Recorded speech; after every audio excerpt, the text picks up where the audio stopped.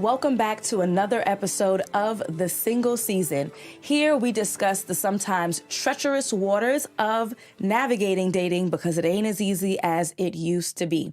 Today we have a very special guest. Her name is Carla.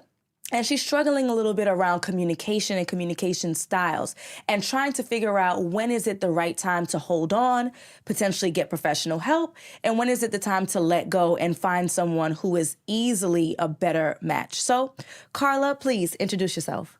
Yeah, thank you so much for having me, Alison. I'm always excited to kind of get other people's opinions and feedback on relationships because, like you said, they're treacherous waters. They can be. They can be treacherous waters. Yeah. But I'm single. Have been single for about 4 years now. Hope I did that math right. Originally from Chicago, I'm living in Atlanta now. I am in real estate. If you guys want to. Give me a call. I'm a Coldwell Banker. We're absolutely going to allow you to give that information later on. Yes, and I have a podcast as well. So some of you guys may know Support the Dope Radio. If you haven't, I'm sure we'll talk about that later. Yes. But yeah, I am. What else do you want to know? Age? I'm 41. Mm-hmm. Never married. No children. Just out here, kind of trying to jump back into dating a little bit because I've kind of been out of the game as far as an actual. Relationship goes. I know there's situationships, but the relationship part, it's been a few years. So no situationships, Carla. Yeah, no situation, no more. That's it. Okay, good. So before we get into the crux of what you want to discuss, I need to know a little bit more about what you're looking for in a relationship. Now, before you answer this question, I don't want you to give me the laundry list of what the guy has to have. When I ask what are you looking for in a relationship, I mean what fruit do you want it to bear? What will the two of you together create? Together, I want us to be able to create a safe space for us to be who we are in the current state and also encourage us into growing into what it is we're ultimately going to become, as opposed to us feeling like we have to maintain some sort of, false identity to make the other happy or to fear growing because we might outgrow the relationship, which happens at times. But just to be safe to be who I am without feeling like I have to constantly cater to who they want me to be. I feel that you have the power to encourage and to help inspire and to even help be like a resource to each other if you allow that to happen.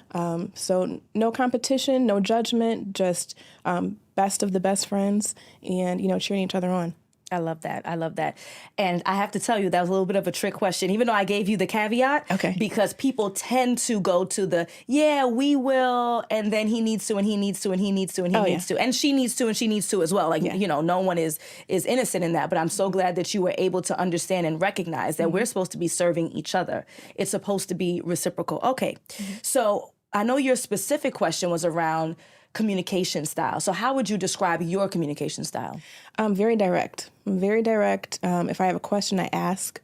If I feel like you don't understand, I explain and explain and explain until I feel like you understand it, which might be a lot for some people, and I get that. But over time, I've learned that communication is so important to me that it can be a deal breaker if it's not working. And I say that because I haven't always been the communicator that I am now. I used to be the person bottled up everything, something upset me or hurt my feelings. And then when that one straw breaks the camel's back, then I blow up. Another person's looking at you, not for the culmination of things, but they're thinking you blew up over this one little thing. You end up looking, crazy or off the wall. So I learned how to have to address things in the moment or, as soon as possible, as soon as I'm done processing. But I feel like so many friendships, even in addition to romantic relationships, end because someone didn't communicate something or someone didn't, communicate something as they should or make sure that there was an understanding or there's some kind of miscommunication. So I feel like so many things can be saved or at least become more palpable if they are willing to communicate. Understood. So let's get to the crux of why you're here. Your question was, if you and a potential mate are on different pages in terms of communication style, how do you know when to keep working at it versus when to call it quits? So can you give us some context behind this question? What's going on with you and Bae? I'm not going to name anybody in specific. I'm not even going to say there's one person because y'all don't need to know all that. What you need to know is that most of my issues as of late when it comes to dating falls with the category of communication. And most recently, there's someone who I feel that they, in the very beginning, said, I don't use a whole lot of words. I like to let people know how I feel about them with my actions, that type of thing, which is important because a lot of people don't. They're all talk and there's no action. Yes. So I'm like, okay, great, that's perfect. But the more I got into it, the more I realized, okay, well, you don't really have too many words at all. Like, so I get the action part and that's great, but what about the communication? So I feel like I'm constantly trying to pull things out. I'm kind of trying to walk on glass, trying to, make sure I'm not offending or overstepping, but still with needing to know, what's kind of going on, because I know for myself, one of my flaws is that I'm an overthinker. And if you're not giving me the narrative or telling me what you're thinking or feeling, I'm going to make something up. Now, whether it's right or wrong, will be determined, but I'd rather be right, I'd rather know, I don't want to have to guess and make up stories because it could end up being to our detriment, so I prefer that you're just upfront and honest and clear and kind of what's going on. So I feel that, a lot of people say, well, be patient. He's a man. You know how men are. Men don't have many words as we do, or, men don't just communicate like we do. Give them time, be patient. Which is true. They're not as expressive. They don't tend to be as expressive. That's true. Right. So I'm kind of caught between, okay, well, be patient for how long, or what are the signs that are saying, okay, maybe it's time to let it go? Because, all other things considered, they're a great person. I feel like we match in so many other ways, but that's the part that's like the biggest thing that's lacking, and it's actually a very frustrating point for me because communication is so important for me. Okay, so do you have your non-negotiables, the behaviors and traits that a partner must have in order for you to continue to see them? Do you have a list? As they say? I feel like I know. I don't think I've written out a list or, spoken a list, but I do know things as they happen where I'm like, well, no, I can't. That doesn't work for me. And I'm actually kind of vocal about it. So I think I have a pretty good idea what my non-negotiables are. Just nothing formal, like a formal list. Are you able to share them? Yeah, some of the things that are non-negotiables for me are someone who's a non-believer. That's very important. Non-negotiable is not when there's a disagreement, I don't do the whole yelling back and forth. I'd rather you dismiss yourself or me and we come back later and reconvene. But the whole screaming and yelling or even belittling, that's not going to go for me. Someone who feels like they're so busy. There are a lot of people saying, well, I'm just so busy. I couldn't text you back. I was so busy. I couldn't call you back until tomorrow because I'm so busy. No one's that busy where they should be able to go hours and hours or even, days without responding to you because you make time for what you want to make time for. Right, Carla, I'm gonna cut you. Yeah. And I'm going to challenge you to change the next set of non-negotiables that you have and position them in a positive way. And I'm gonna flip the first three. Okay. So someone, I remember number two and number believer. three. Yes. So a believer. So that's already positive, right? Yeah. Then number two is someone who effectively communicates. Yes. And then we're gonna go through how we define effective communication. And then number three is gonna be someone who has time. Makes time. Right, and makes time and desires to spend that time with you. Yeah. Okay, so now that I've cut you in the middle, we need to reframe the rest. Keep going. I think those are my biggest non-negotiables. I don't think I have. You said nothing about money. You said nothing about looks. Okay, well let's go there. Money is important. I mean, I don't want to make it seem like it's the end all be all because I feel like we all start from somewhere. But I do feel like they should be responsible with money. I do feel like they should have some goals in regards to their money, and I think that they should be smart when it comes to how they spend and invest the money. So that's important. So they don't have to be rich, but can you take care of the essentials? Can you, you're not necessarily at every end of every pay period or something, you're struggling, responsible with money, smart with money. Looks are important because that's what you see first, so they do. And I think I skip that part so often because I don't think that or most of us, I don't think that when someone doesn't appear physically attracted to us, we don't really pursue that too much. Yeah. Unless we happen to get to know them through some other means, and then the physical comes because now their personality draws us in or something like that. But we can't assume. Yeah. We can never assume. Right. Because there are plenty of people who really do not care. Yes. Right. And some other things are more important to them. Namely, it's money. But some other things outvalue and outrank looks. So that's why people are like, well, isn't that a given? No. For some people, it's not. Yeah. And so that's why we want to make sure, okay, so you have a solid 5. Yeah. And can I tell you that number 2, after being a believer, you talked about communication. Yeah. Right? Yeah. And so seeing that that's a non-negotiable for you, I'm now going to turn this question back to you. When you say, if you and a potential mate are on a different page in terms of communication, how do you know when to keep working or when to call it quits? You've established that communication style, quality communication is key. It's a non-negotiable to you. Right. So then now, number 1, you know you can't ignore it. So now we have been able to establish that Carla cannot ignore if the communication is on point, because out of all of the things you could have asked for and all of the things that women tend to ask for with their laundry list, you chose 5, and number 2 of the 5 was communication. So that means that's not something that you can ignore. Right. Okay, so good. Now we're clear on that. From there, if you feel like your potential partner has the other 4, that's the thing that's outstanding. We have to look at what they call the 80-20 rule. Right? Have you heard of the 80-20? Yes. Okay, so I learned that from Tyler Perry. Why did I get married? Most of us, right? So we're looking literally, that's literally 80-20, 20, 40, 60, 80.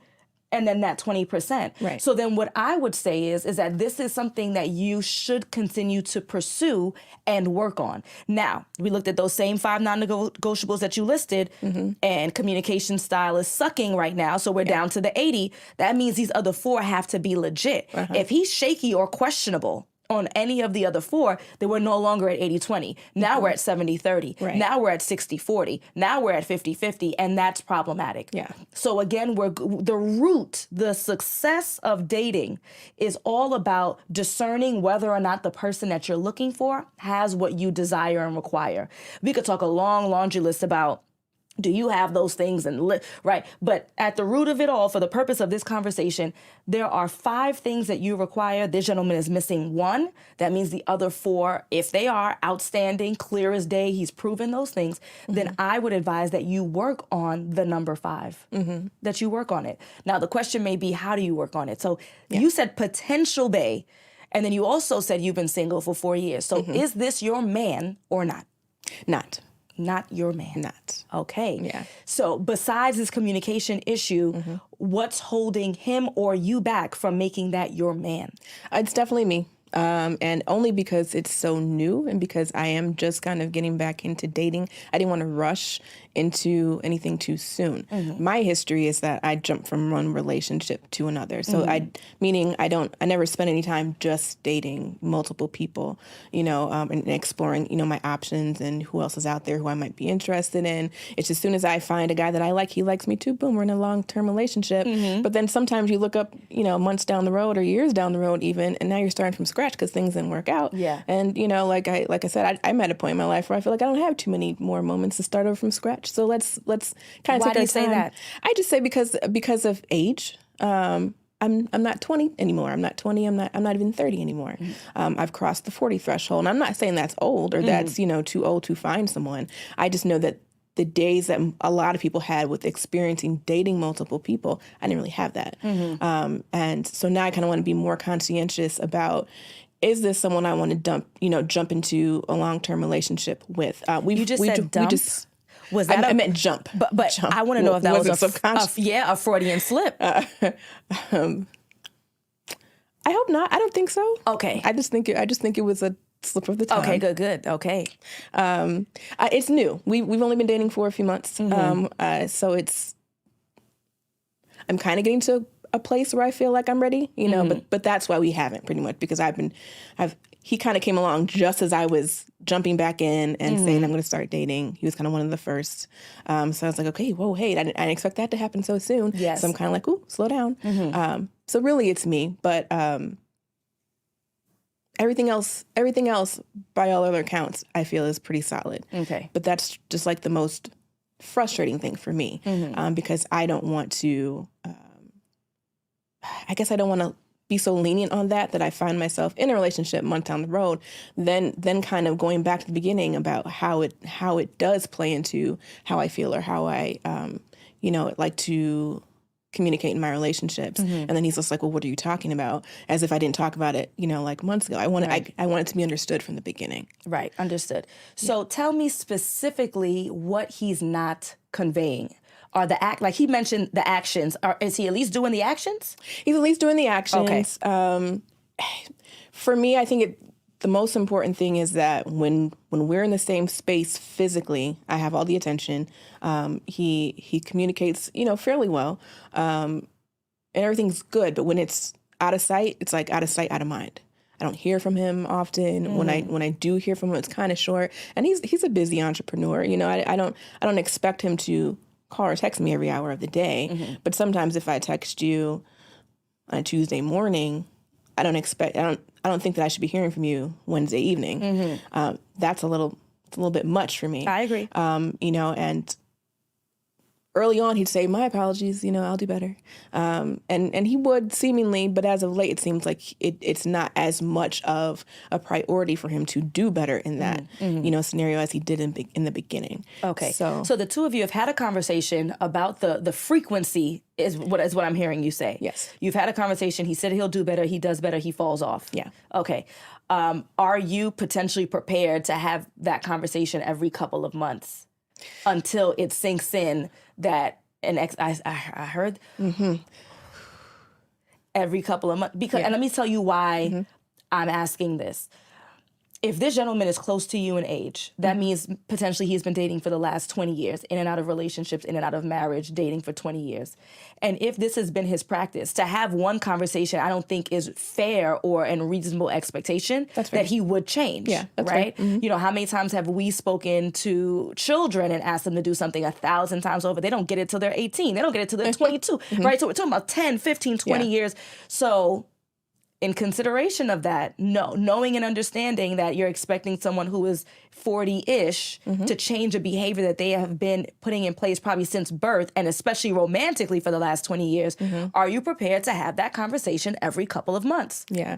It's a conversation that's very apparent to me that I will have to have more than once, which is fair. Really, for how long am I willing to have it? I'm not really sure. I mean, I think that's what I'm trying to, come to terms with. That's why I'm here, Alison. Yes, right. What you mean? I'm talking to you. How long do I do that? I don't really know. I'm just really trying to kind of gauge, his interest and his commitment, and if this is something that he's going to want to hear me talk about every few months, because this is going to happen until there's a change, a noticeable change, I should say, because I don't want to make him, I think this is my biggest issue, I don't want to make it so uncomfortable for him. Like, I don't like to be nagged. Yeah. I don't want people to feel like I'm nagging. Yes. It's important to me to communicate, and it's important for me to have conversations, but I don't want to overstep that, where now you feel like, oh, here she's calling me again. Do I want to answer? Or, here she's in my door. This, there goes the rest of my piece for the evening. I don't want to be that. But I do want to be clear that I think that we could have something. I want to work on it. Are we both willing to put in that work for that? Or do we need to go our separate ways? Is there anything that he's expressed to you that he would like to see you change? Actually, no. I mean, he's not that expressive, so yeah, right.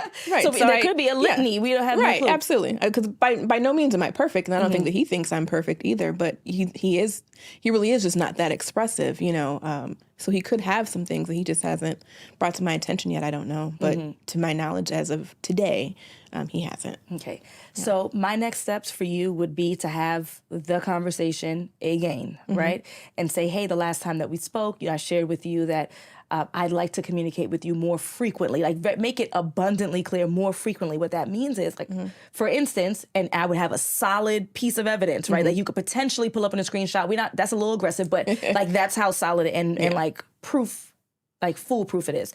So it would be something like for instance, remember on Monday I texted you about you picking up your nephew from the airport and was that an easy pickup and did everything work out? And I didn't hear from you until day. And so remember we spoke about before that I would like to hear from you, and then give him a frequency, right? Because we have to be very explicit with people. Yeah. He thought that he did better because he probably did better 3 times. Right. And not understanding that this is something that would be an expectation of yours for as long as the two of you are seeing each other. And so, for instance, blah, blah, blah, blah, blah, the airport pickup, whatever it is, and I didn't hear from you until, and it was a whole day later, which I would agree is outrageous.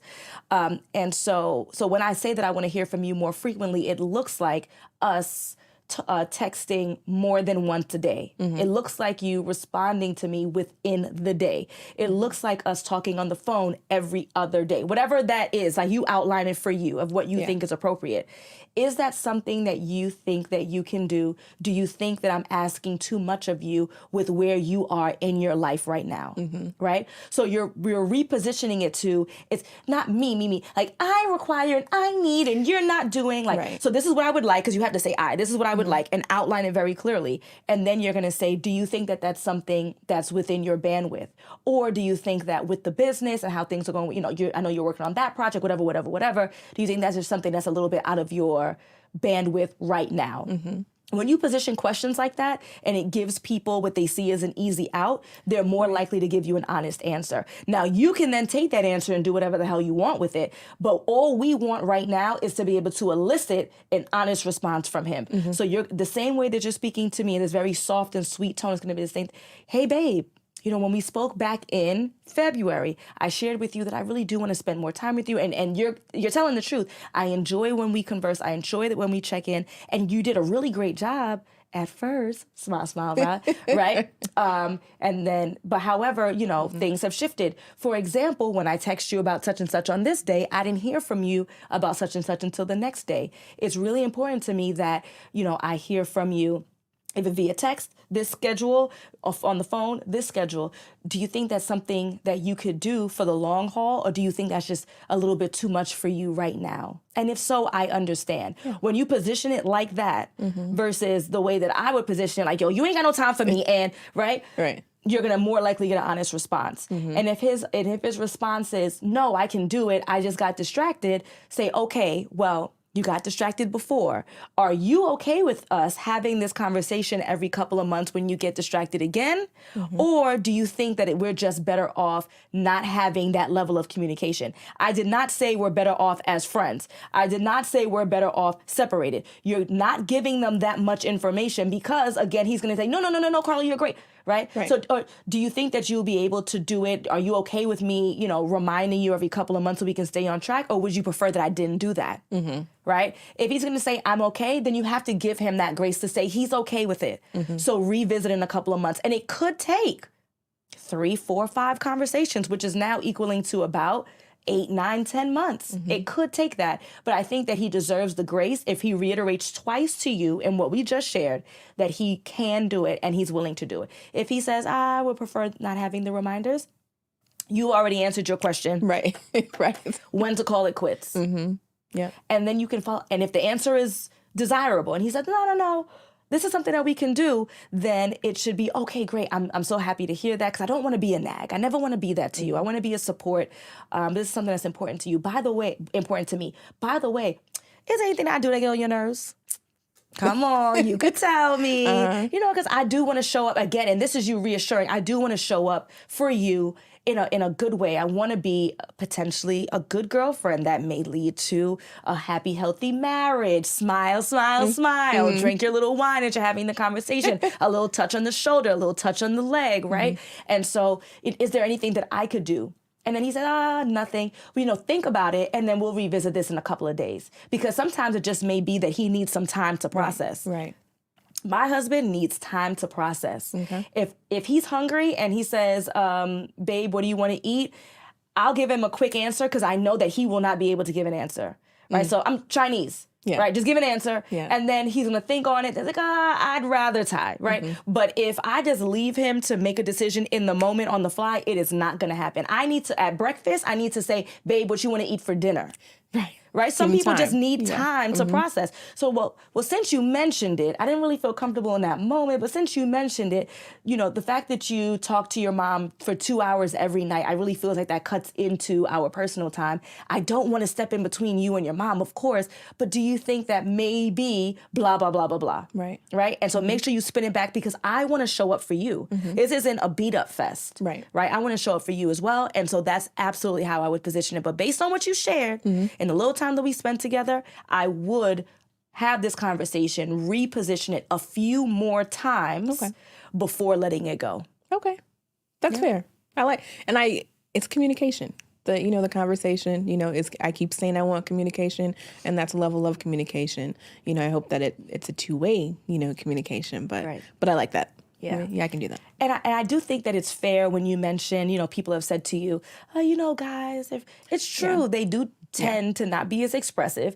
And that's all of our faults, right? That's mommy and daddy's fault when he said big boys don't cry, suck it up, man up, get some balls, right? Online now, there's a lot of conversation when men are expressive. We're telling them that they're being sassy, that that they don't have a right to express themselves. And so men are not put in a position to be expressive. And then the older the gentlemen are, the more traditional they tend to be. So that's something that you have to work on. And again, if we're seeing all the other things are in alignment, then this is something that I would continue to work on for the next, we're going to give it to like Augusty, right? That's about 8-9 months out, right? And then let's see if there is some significant gains, even if it's not 100% to where you want. But if you can say, you know what, in all fairness, he definitely has done a significantly better job. If he's done a significantly better job from December to August, then imagine August 2024 to August 2025. He's going to be a chatterbox by the time you're done with him. Right? And it also shows how much care he has for you, that he's showing up for you in a way that he's never shown up before, that he's never been socialized to show up, that his father never did, and his father's father never. That's that New York father. His father's father never did, right? So you have to give him kudos for that. Yes. So let's revisit in August. Okay. Come back down to the I like Augustine. You're right, Augustine. Right. I'll update you all. And then let us know Did how I say that that goes. New York enough? Y'all. Do you all? You no. That was a little Texas. Okay. But we'll take it. I tried. So, Carla, can you share with us, how can we connect with you? How can we reach out to you? Tell us all the things. Okay. You can definitely follow me on Instagram. It's where I live the most. I am on Facebook, but Instagram is really the best way to find me. You can find me at Carla D Brown _. That's Carla with a C. D Brown _. No E at the end of Brown. It's just brown, just like the color. I have a website for my podcast, supportthedoperadio.com. You gotta tell us more. Check. Okay, so Support the Dope Radio, since you asked. It's a music interview, like Q&A, kind of like what we're doing right now, but I interview. Initially, I interviewed music artists. Now in this season, I'm in season 6, thank God. And I'm interviewing people behind the scenes, producers, songwriters, vocal arrangers. This season, we had Warren Campbell come through the podcast interview. We had Adam Blackstone. So people in the behind the scenes they're pretty notable, but if you're not paying attention, you kind of don't really know them. You know the artist. You know Beyonce, but do you know who wrote her songs? Right. Do you know who was the creative director behind her video or her tour? So I'm interviewing those people. So you can find me anywhere you listen to your podcasts, or supportthedoperadio.com. Please follow me, support it, share it. Hit me up on Instagram. I will hit you back. Yeah. Well, thank you, Carla. You have been an amazing guest, and I hope that the gems that have been dropped today have been useful for you. They have. I appreciate you. Yes. Thank you. Of course. And to the larger audience, our closing connection conversation, we need to talk more. So even those who communicate the best sometimes struggle with how to get others to do the same. So make sure that you're giving people a second, third, fourth chance to kind of show up in the way that you desire. We're not talking about disrespect. We're not talking about anything outrageous. But if there are certain things that are just super key to you, you want to make sure that you're communicating that to them and then give them some grace to grow and change. This has been another episode of The Single Season. I am your host, Alison Wellington. If you would like to be a guest on the show, please make sure that you go to alignwithallison.com. And if you'd like a private session, same thing, alignwithallison.com. Peace.